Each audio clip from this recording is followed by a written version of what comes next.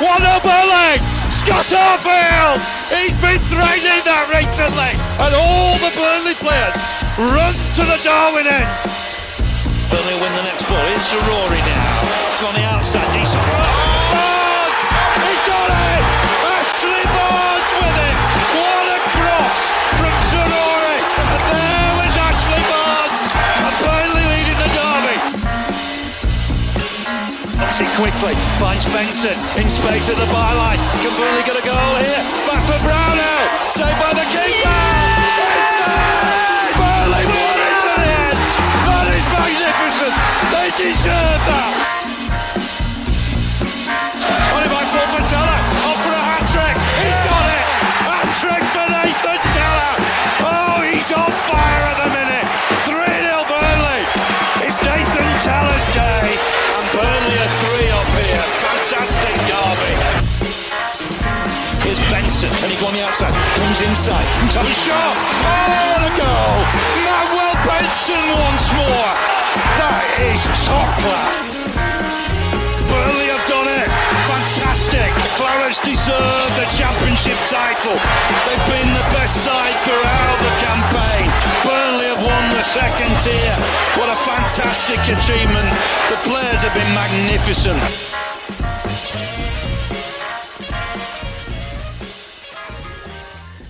Yes, hello everyone and welcome along to the latest episode of the Turfcast podcast pre-game show with me, Joe Evan, here on the Turfcast podcast YouTube channel and of course the Turfcast podcast. I'm pleased to say that I'm joined by Charlie from the Blue CFC YouTube channel. How you doing, mate? Yeah, mate, I'm good. Yeah, obviously a nice win for us against Fulham on Monday night, so it breathes the confidence into the sides. We have been struggling a little bit early doors this season, but yeah, no, mate, happy to be here and looking forward to getting stuck into it. Yeah, happy days. Just before we get started, I just want to remind everybody that Turfcast is, of course, sponsored by Green King Sports, where football is more than a game. Green King Sport venues are showing every single televised Burnley fixture over the course of the 23-24 season. And with more than 900 sports pubs across the UK, it doesn't matter whether you're based in Burnley or Brighton, you can catch every single minute of the action. So please keep an eye out during the season for events, offers, content, and competitions that put you closer to the action. And this will include codes, I've been told, that will get money off rounds at Green King Pub. So get ready to download the Green King app, everybody, but don't download it yet because you'll need it. And if you've already downloaded it, there might be an issue getting the free round or whatever it is. I need to send some emails and make sure we get that sorted. But let's get into the pre-game show then. Charlotte, talk to me about your season so far, because yes, you've just mentioned it there. You've got the win against Fulham now, so you're going to probably go into this with a bit more confidence of what you would have done without. But it's not been the best of start, has it, to put it nicely? No, it hasn't, mate. I think when we looked at the fixtures when they come out at the start of the season, we looked at our sort of first 5-6 games or whatever, and you think, right, okay, Liverpool first game of the season, bit of almost a free hit, as it were. New manager, big game at home. There's no form to go off, so it's kind of a 50-50 draw, fair result. We could have won that game, to be honest. But look, it didn't do too badly. And then you're looking at the others: West Ham, Villa, Forest, Bournemouth, all in your first 5 or 6 games. You're thinking, I know there's no easy games in the Premier League, but you're thinking we should have maybe 3 or 4 wins in the first 5 games, but hasn't happened like that. Look, I think it's naive to think that we were going to go from last season's disaster to suddenly, with all these new players, new manager, the club literally transformed from top to bottom in less than a year, or just over a year, sorry. And we were going to instantly click on the pitch. It hasn't worked that way. Look, the performances have been better than the points total suggests. Like, it's not like we've been playing awful football. Maybe the Forest game aside, and at times in the Villa game, but generally speaking, like, we've created more than enough chances to win a lot of the games we've played this season. But the same problem we've had is that we don't have someone that can put the ball in the back of the net on a consistent basis, and that's where I feel a little bit of sorry for Pochettino, because he's coached wins. I mean, I think we're the only side this season to have won every game on XG. And I know that doesn't really mean anything. It doesn't get you points, but it goes to show that we're not playing badly. We're creating a lot of chances and a lot of good chances. We're just not putting the ball in the back of the net. I think now that we're getting more games together, we're getting more games under the belt. The players are getting a little bit more used to each other, and the manager's been there a little bit longer now. Things are starting to click into gear. I'm not going to sit here and say, "Oh my God, we're back and we're going to start flying up the table because we've won the game in the cup and we beat a poor Fulham side. Of course not. But the confidence is getting there and things are starting to gel. You're seeing partnerships forming a little bit better on the pitch now. So I'm kind of cautiously optimistic for the rest of the next part of the season coming up. We've got a real tough run of fixtures after the international break. So after Saturday when we play you boys, we've got Arsenal, Brentford, City, Newcastle, Spurs, Man United, all in the space of about 5-6 weeks. So that's going to kind of really tell us where we're at with this team. But I think, look, it's starting to come together slowly, but there's still a bit of a way to go. So yes, not what we wanted at the start of the season, but it's not about how you start, it's about how you finish. So hopefully we can improve a lot more over the course of the season, which I'm confident we can do. Yeah, fair enough. It's you mentioned there you feel like the issue is, of course, putting the ball in the back of the net. But is that the only issue, or is that like the bigger issue of quite a few things? So I do want to talk to you about Nicholas Jackson as well, because he's come in and not really hit the ground running. Got a goal, I think, against Luton, was it, when you beat Luton? But obviously not the best start to his career at Chelsea. Is it a problem with just your strikers, or is it because you said you'd be creating chances as well? So I presume you're quite happy with the chances created, and you mentioned next year as well. Then, so is it just an issue with the strikers and then predominantly Jackson? Look, I think it's the attacking third of the pitch has been an issue. It's not just a new issue this season. It's been an issue for a number of years.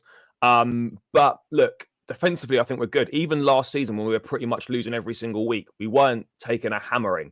We were letting in 1, maybe 2 goals tops. Defensively, we were pretty good. Defensively, this season, we started the season very well. I think we're in the top 2 or top 3. We've hardly conceded any goals this season so far.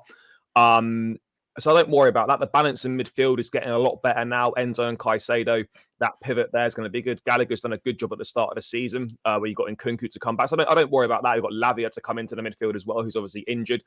So I don't worry about that. It really, for me, I know it sounds kind of basic and it kind of maybe it's too simplistic, but it is just putting the ball in the back of the net on a regular basis. And that's like the hardest thing to do. And when you say, oh, we just need to score more goals, that's quite a big problem. It's not like it's a lot easier to fix letting goals in, I feel, or maybe a few tweaks in midfield here and there. But putting the ball in the back of the net is so hard. And that's why we struggle so much this season, because when you don't put the ball in the back of the net and you're susceptible to maybe making an individual error or giving up 1 or 2 opportunities, it only really takes 1 goal to beat us at this point in time. So I do worry if we go a goal down, that's kind of the game done. But in terms of Nicholas Jackson, look, he had a very good pre-season. I think he maybe, I don't want to say conned us into thinking he was better than he is. I think that's really the wrong word. But you know what I mean? You get like a little bit carried away. You think, wow, he's hit the ground running in pre-season. Of course, a good pre-season's better than a crap pre-season. But I think it made people think perhaps he was a little bit better than he was. Look, I like him, but I think he's good. He runs the channels well. He links up play well. He's pacey. He's got good hold-up play. He's not the best in the air for someone of his size. He needs to improve on that aspect. He probably needs to improve his finishing as well, like a lot of players still do. He's rough around the edges, but he works hard. He just needs a bit more. He needs a bit more support. And I think getting Broja back fit again. I'm not necessarily saying that he's the answer, but getting him back fit again, having a different option, having a competition for his position will hopefully push him on. But yeah, look, he's been all right. Got the goal in the Carabao Cup against Brighton last midweek, which hopefully boosts for his confidence. And he's back in contention to start on Saturday. So look, I'm not saying he's the answer, but he needs help, and I think just a bit more confidence as well. Really, I suppose when you start winning and stuff, confidence improves. But yeah, maybe he's a little bit short on confidence, and he just needs a bit more coaching, a bit more developing, because he's still a young kid. He's not played a lot of senior football. He's obviously a Senegalese international. He was at Villarreal last season. So yeah, look, I'm not going to say he's going to score loads of goals this season, but I think we still need someone more senior, a bit more experienced to come in for these younger lads to learn off at the top end of the pitch. Yeah, because obviously you've got Palmer as well coming from City. Easy. We were actually linked with him, and I remember thinking at the time like, wow, that would be a massive coup if we could get someone like that. And of course, as soon as Chelsea were involved, there were no chance. Is he a similar thing? Bit young, started life a little slowly. Just needs some experienced heads around him. Do you think, to get the best out of him? I think it's the same for a lot of these players. Palmer's had a really bright start. He's got his first start in the Carabao Cup against Brighton. He was brilliant. He was good against Fulham on Monday night, and the 3 appearances in the Premier League he's had from the bench prior to that. He's looked exciting. He's one of those players that, you can tell he's been through sort of the Pep Guardiola education. You know, he doesn't shy away from the ball. He wants to get on the ball. Every time he gets on the ball, he looks to make something happen. One thing I've noticed with him as well was like he's really good at turning over possession. Like, I particularly noticed it on Monday night at Craven Cottage. He's always alert to pounce on mistakes, turning the ball over. Look, of course, you know, he's a young kid still. Like a lot of them are 21 years of age. I think he's maybe just 22. Lots of ability there, but again, needs development. You know, Raheem Sterling kind of took him under his wing at Man City when he first broke through there, and I think the same thing's happening at Chelsea now. So that experience there is going to be good. But I think with a lot of these young kids, like with young players, you just need to run a games. You just need to be playing regularly. Trust from the manager, be allowed to make mistakes, be allowed to learn from those mistakes, and hopefully they'll develop. But I think the future is definitely exciting. The future, obviously, being the next few years, I think it looks promising for the club. It just depends how quickly we're going to improve and at what rate we're going to improve over the course of this season. It is only 1 win, as I said, against Fulham, but you know, we looked good in that first half. We managed the game in the second half, so I feel confident going forward this season. But yeah, look, when you bring so many new players, in particularly young players, you're going to get inconsistencies. You're going to have some good games, some crap games, and I think that's probably something we're going to see throughout the course of the season. Yeah, it's understandable that, to be honest, because we've got quite a young squad. I think actually ours is the youngest in the Premier League at the minute. So it's good to hear you say something like, you know, these young players just need to run of games that they'll come good and they'll get consistent. I think that's the same with us. There's a lot of question marks surrounding a lot of our players at the minute. Particularly James Trafford, who I myself have just said in the fan reaction from yesterday that I'm not 100% convinced with. But again, he's a young keeper. There's other people as well. Luca Corleosho, who looks a gem. He will just get better and better and better. And pretty much anyone in the side really, apart from the senior heads like your Brownhills, your Taylors, and your Roberts and your Cullens. You've still got Al Dakil at the back. He's going to play for Belgium on a regular basis when he's older. He just needs a consistent run of games, play at this level, and he will improve. So it's good to hear you say that. I feel like we're in a similar sort of situation with our youngsters. I want to ask you about Pochettino, because you touched on him briefly at the start. You said you feel sorry for him at the minute because you're winning these battles in midfield. You're producing high XG, all the stuff that a manager's tactics can help you with, but one thing like a manager's tactics can't help you with is putting the ball in the back of net. So do you think that your slow start is not because of Pochettino and his tactics, and you're quite happy with him at the minute? Yeah, I'm happy with him. Look, of course, you know, after we lost against Forest, after we lost against Villa, look, there's certain tactical things that he's done in the setup that myself and other fans haven't been particularly happy with. Obviously, Ben Chilwell is injured now, but the Ben Chilwell left wing experiment, that went on for far too long. Clearly wasn't going to work. Levi Colwill playing at left back. Look, he's done well there and he's a top player. But we want to see him in the centre. But look, he's done a good job there. And, you know, if that's where he fits in the side at this point in time, then I suppose you can kind of get by with it. Obviously, playing Enzo Fernandez as a number 10 is not conducive to his skill set. So it's a little bit frustrating to see that. But against Fulham, we saw it switched round, and actually we had our most rounded performance of the season. And the midfield balance looked on point. So little changes like that. Some of the subs, it's been a bit more reactive rather than proactive in certain in-game situations. But we're talking about kind of little fine-tuning things here. No major criticisms. And the biggest thing for me is that, you know, everyone wants to be at the football club now. We got rid of that mass clear out in the summer. We got rid of all the players that didn't want to be there, potentially bad attitudes, negative sort of mindset around the place. And we've got a group of players that are young, hungry, and all want to play for the football club. And it's been a long time since we've had that. The mood around the place is a lot better. You know, the manager speaks well. Look, that's always not the most important thing. I don't really care what they say as long as you win. But you know, when you sort of you feel confidence when your manager speaks in press conferences or speaks under games, I think that makes a big difference as well. And there's just a bit of a feel-good factor around the place. Of course, the results, we need them to be better. We should have more points on the board. Everyone's fully aware of that. But I think there's a belief in the manager and what he's doing, and the players buying into the methods. The players like him. So yeah, look, I'm not saying he's going to win loads of trophies here, because I don't know if he is or not. But I certainly think right now, where Chelsea are at this stage of the so-called project with all these young players, I don't really think there's a better manager that we could have at this point in time. Yeah, you know, I'm quite surprised at how positive and confident you sound about Chelsea at the minute. I expected you to be a little bit more downbeat because there's a lot of noise surrounding Chelsea at the minute. And I know noise isn't always inclusive of what the fans think. There's been a lot of noise surrounding Burnley recently because of the tough start that we've had. But a lot of the fans were able to look back and say, look at the teams we've played. Let's try and look at the bigger picture here.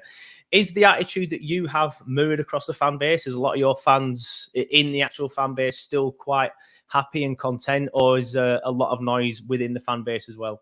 It depends who you speak to, I guess, really. Look, I think still a lot of fans from a certain generation, perhaps like myself, that have only grown up with the club winning everything.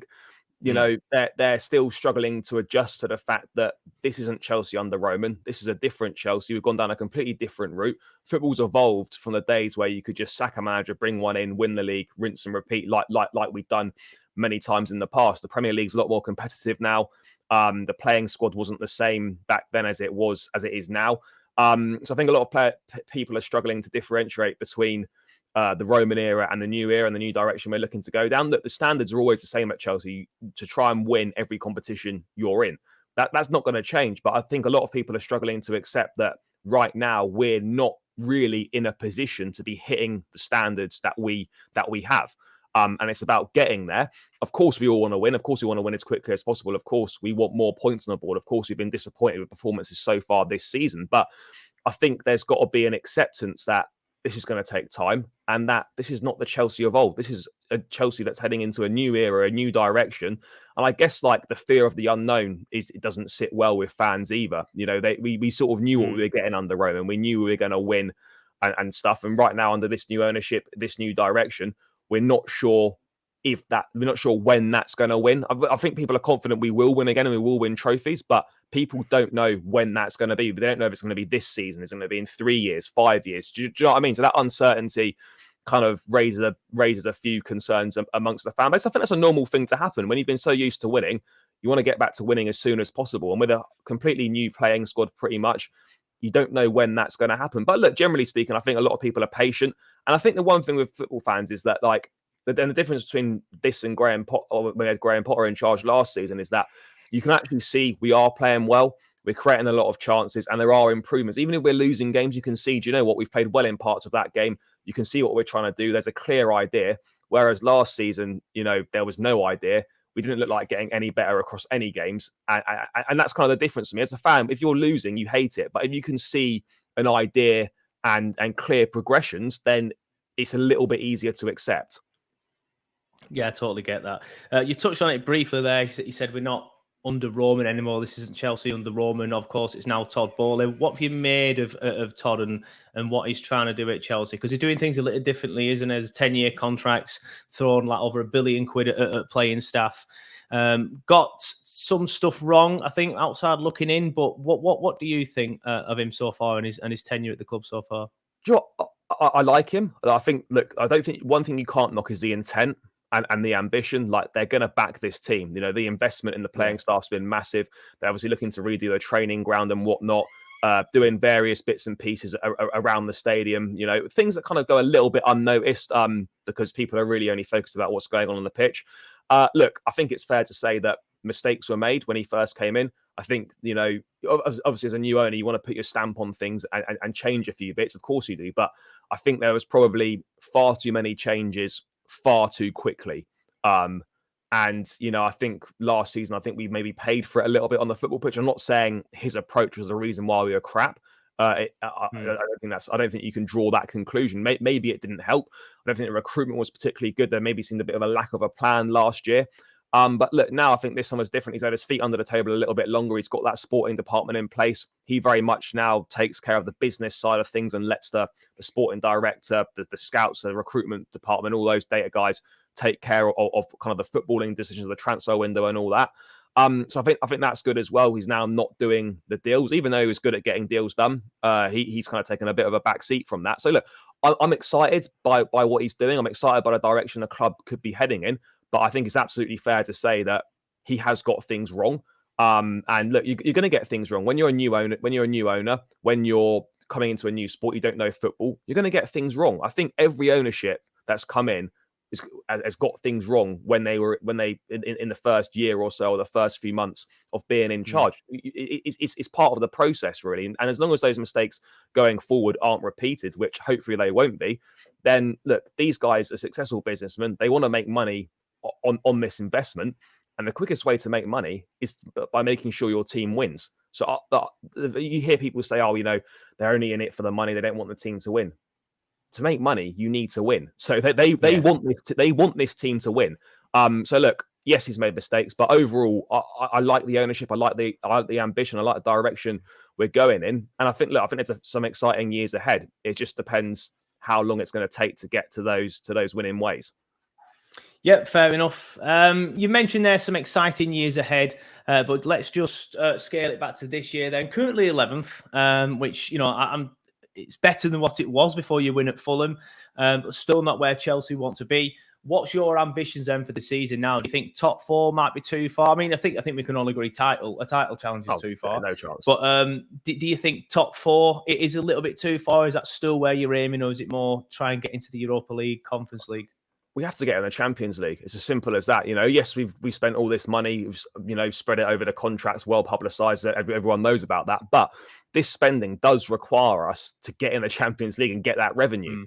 We do need that. There's no point pretending that we can go on these sort of freeloading spending trips and think, oh, it doesn't matter if we don't get Champions League. We need Champions League football. It's going to be tough. Hopefully, top 5 spaces, although based on the results so far from the English teams in the Champions League, we need a bit more assistance to get that 5th place. Yeah. We need a few of them to get out of the group stage, which is not looking likely for a couple at this point in time. But yeah, look, it has to be Champions League football. It's not been the best of starts. You don't want to give up a lot of points, but I think we're about 7 points off the Champions League spaces after 7 games, which, look, it's not great. You want to be closer than that, but it's not insurmountable. And I think when I look at the teams that are ahead of us and the teams that we're chasing, I look at our ceiling for improvement, and I think our ceiling to improve as a team is a lot bigger than some of the sides we're going to be competing with for those positions. So like teams like Brighton, teams like Tottenham, Newcastle, etc. Good sides, but how much better are those teams going to get over the course of the season? For me, they might get a little bit better, but they're not going to get a lot better. Whereas I think for us right now, our ceiling to improve is high, and I think we can get a lot better as the season goes on. Look, I'm not saying it's going to happen because you have to go and do it on the pitch, but our potential to get much, much better is significantly higher than those teams we're going to be competing with. So that gives me some confidence. But I'm not under no illusions. We've got a tough run coming up. We've not had the best of starts. Premier League's so competitive now this season. I think the most competitive it's ever been, particularly going for those Champions League spaces, those European spaces. So it's going to be a really tough ask, and we're going to have to get ourselves together pretty quickly and get a decent run of wins together to really try and get ourselves right in the mix. Yeah, let's focus on the weekend then, of course. Saturday, 3:00, I think it is off the top of my head. Turf Moor, Burnley versus Chelsea. What sort of game are you expecting? How are you expecting Chelsea to set up and try and breach the Burnley defence? I think we'll be unchanged from the game against Fulham. There's no need to change a winning team. It's really our best performance of the season so far. The only decision that's going to have to be made is whether he persists with Broja up front still, or whether Nicholas Jackson comes back into the lineup after his suspension. For me, Broja obviously had to come off after 60-odd minutes on Monday night. Not injured, but look, just hasn't played any football, like that amount of football for quite a while after that ACL injury. So let's see how he recovers. He gives us a slightly different profile, a different option up there. I suspect Nicholas Jackson will probably come back in. Caicedo, who went off injured towards the end of the game, is expected to be fit. Mudryk, who was subbed at half-time, they're still assessing him. So I think that'll probably go right up to the Friday, maybe even the morning of the game, about whether he's going to feature or not. But let's presume he is. I think it'll be Mudryk one side, Palmer on the other side, and then midfield of Gallagher sort of slightly more advanced, Enzo Caicedo pivot, and then stick with the same backline. Obviously, Malagusto still suspended, Reece James injured, so Cucurella will continue at right back. Cole will play left back, and we'll have Silva and Disasi in the middle. So I expect us to set up exactly the same way, try and move the ball quickly, exploit the wings. That's going to be where I think a lot of our play will go through, a lot of the ball going through Cole Palmer, a lot of it going through Mudryk. And I expect us to create chances. It's just the same issue. Are we going to stick those chances away? I expect it to be quite a tight game.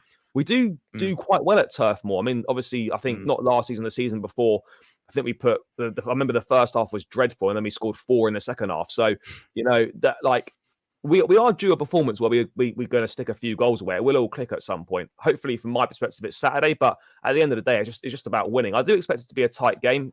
It's two sides that do struggle to put the ball in the back of the net. I think it's fair to say that there is quite a gap in quality, but at the end of the day, it's about what happens on the day, and we have to turn up and put a performance in. But I'm not expecting an easy game, because there are no easy games in the Premier League. So I think it'll be a tight affair and maybe not too many goals. I feel like we're in a bit of a similar position as well. Like, we're just waiting for it to click as well. Like, yes, we've got the win last time out, so we're going to go into this with a bit more confidence. So who knows, that might help. But there's just been a little bit of inconsistency. Yes, we've played against some tough sides, but there's been like patches where we've been good, and we're just thinking, well, these patches, if we can turn them into 90 minutes, because even last night against Luton, obviously we're recording this on Wednesday, so the game was last night. For those of you who aren't listening to it on Wednesday. We only played well for like 65 minutes. Then after that, Luton just dominated us for the next 25. And we can't let teams like Chelsea do that. If Chelsea have the amount of possession and chances that Luton had, then you'll score 2 or 3, even with your current issues up front. But I forgot to ask, actually, Ian Maatsen, you mentioned there you expect Cucurella to play left back. Obviously, love Ian, did very well at Burnley last season. Was over the moon when I saw the news that it's looking like Chelsea have said, yes, he can go. Burnley, you will have him. Then he turned around and said, no. I was gutted. I think with Ian, we are a far better side. Don't get me wrong, Charlie Taylor's come in recently after Vincent's random experiments at left back, which didn't work. Charlie's come in and been fantastic, but we're just missing something on that left-hand side, and Ian would be brilliant. But you said there, you mentioned you think Cucurella will still play. Is Maatsen not really in first team thinking then? Because he came on in the second half, didn't he, against Fulham, and he was getting forward at will and played very, very well. I think he's in first team thinking, but just not in defence. Pochettino in the pre-season used him in the 3 behind the lone striker, left-hand side, right side, 10. He played in all those positions, and he's played every time he's played this season. He's played in an attacking role. I don't think Poch sees him as a defender, or certainly not in this Chelsea side. But I think he's probably best as a wing back. Obviously in that championship season when you won last season, he was in the team of the year. He was scoring goals. He was assisting. He was brilliant.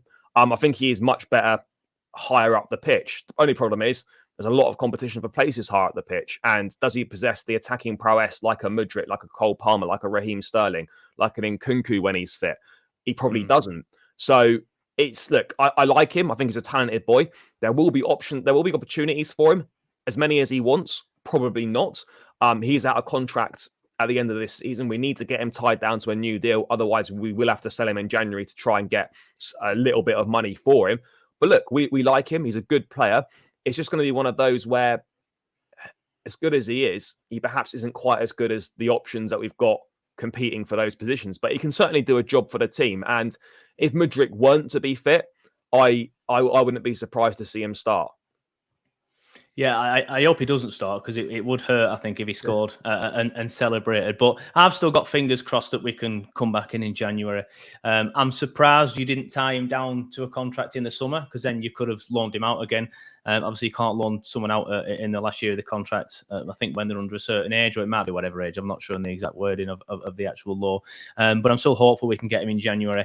But I think for that to happen, he has to be sat on the bench a lot. And so far, he has been sat on the bench a lot. So fingers crossed we're in a healthy position and we can go back and get him in January. Now, you've mentioned how you expect you to set up. What sort of style do you play in? Is it an in-your-face aggressive style? Because I'll be honest, I've not watched Chelsea yet at all this season. I briefly watched the Liverpool game, but I was at a cricket match, so I didn't watch it too much. So what is your actual style of play? How are you going to play against us? I think just front foot football, pressing from the front. Pochettino likes high energy, high work rate in the side. You're going to see that. Conor Gallagher sort of epitomises that. Getting the ball out wide, using the midfield well. Transitions in the midfield important. Just trying to play exciting brand of football, really. We're still developing an identity under Pochettino. It's not been that many games yet, but I would say, look, Chelsea defensively solid, good in the midfield, and we've got threats up front. So it's not counter-attacking football, although we can play well on the counter. It's more sort of, it's kind of possession-based, but then being able to create a lot of chances as well. So look, I'm not saying like we play the best football in the league by any accounts. We certainly don't. But I think we're quite efficient. You know, we've got a way about us where we can create chances. We defend well. And if you're going to beat us, then you're going to have to play pretty well. The opposition has to play well as well to beat us. You know, as good as we are defensively, we do sometimes have an individual mistake in us, and we will give up a couple of chances a game. That's just what happens. We do. You're not going to play a game against us and not get a couple of chances. Absolutely. But I think like with most teams, they will give up opportunities. It's just whether you can make the most of those. So look, I think what I would describe it as is an exciting brand of football that's kind of still in a development phase. Yep, fair enough. Last question on the match from me. Prediction. What's your prediction for Saturday? Well, I feel a lot more confident now after the Monday night win. Obviously, you're going to have confidence after beating Luton. Yeah. To be honest, I feel like this is a game that we should be winning. So I'm going to back my boys. I'm going to go for a 2-0 win. Interesting. I think we'll score. I think we're quite... Yes, we've struggled a little bit with certain areas up front, but that's recently because Lau Foster's been out. I'm getting confused with Nicholas Jackson because Lau Foster's been out. Obviously, got sent off at Forest. With him back in, we score goals, and especially with Berg playing in the 10 role or the attacking mid role. He obviously got the assist last night against Luton for that first goal, and I just think we score. And I noticed that you said you feel like you've got a mistake in you, and we press quite well, so I think we might be able to try and capitalise on one of these and try and enforce maybe a few more mistakes than you usually make. I do think we concede though. I think your midfield will probably have the best of the midfield battle. But yeah, I've got confidence as well after a Luton win. I know it's only Luton, even though I don't like saying that. But, you know, Chelsea are, like you said, much better on the pitch. So it's going to be a lot more difficult. But I'm going to go 1-1, hoping in more than expectation. I wouldn't obviously be surprised to see a 2-0 Chelsea win. But yeah, it's the confidence that I've got from the win against Luton and slightly a bit of confidence from your poor start. I just wish for our benefit, you know, you didn't get that win last time out because it just seems to be typical Burnley, sod's law. Newcastle beat Sheffield United 8-0, then City before they play us. Even Luton won the game before they played us, and then you get a win. So typical. But yeah, enjoy the game, mate. I hope you have a good game. And I just want to say, from every Burnley fan ever, good luck in the next round of the Carabao Cup, mate. I hope you absolutely you got Blackburn, little Lancs rivalry. Yeah. Absolutely smash them, mate. Yeah, well, I hope so, mate. We got that coming up next month, so yeah, hopefully we can progress in that one. We should be able to beat them and see them off. I don't think they're anything special at this point in time. So yeah, hopefully for the Burnley fans, we can get that job done. Yeah, definitely. Well, fingers crossed you do, mate. Although we have completed that rivalry there. You did say that Lancs rivalry. That rivalry has been completed now. Yeah. We won the league at their place. There's nothing more you can do. Like, we've completed it. So I don't really see them as rivals anymore, just annoying little cousins. But just want to let everyone know where they can find you and your content if they want to digest some Blue Brothers CFC stuff. Yeah, of course. Yeah, so Blue Brother CFC is my YouTube channel, doing all Chelsea stuff, opposition previews, match reviews, vlogs at the games, all sorts of things going on there. So yeah, nearly at 7,000 subscribers. So if you want to help me out on the journey to get there, then it's Blue Brother CFC. And I'm also on Chelsea Fan TV as well, if you want to go and check out stuff over there as well. Yeah, happy days. Make sure you do that. Well, Charlie, thank you for coming on the show. It's been an absolute pleasure. Good chat. It lasted a little bit longer than usual because you're a very good talker. Some very good answers there. Got some great insight into Chelsea Football Club. Good luck for the rest of the season, just after Saturday, but especially in the next round of the Carabao Cup. Cheers. Thanks for having me on, mate. Cheers.